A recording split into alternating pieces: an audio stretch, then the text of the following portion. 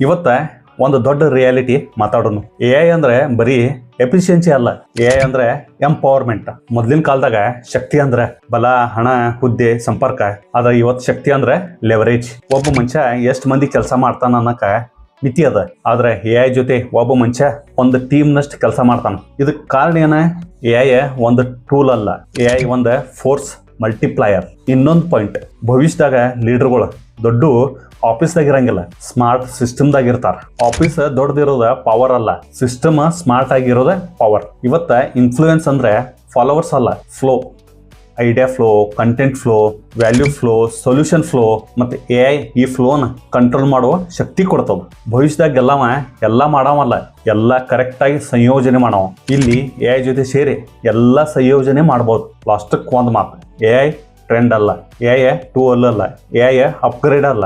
AI ಅಂದ್ರೆ ಹೊಸ operating system. ನೀ ಹಳಿ ಸಿಸ್ಟಮ್ ಮೇಲೆ ಹೋಗ್ತೀವೋ ಏನು ಹೊಸ ಸಿಸ್ಟಮ್ಗೆ ಶಿಫ್ಟ್ ಆಗ್ತೀವೋ? ಕಮೆಂಟ್ ಮಾಡಿ.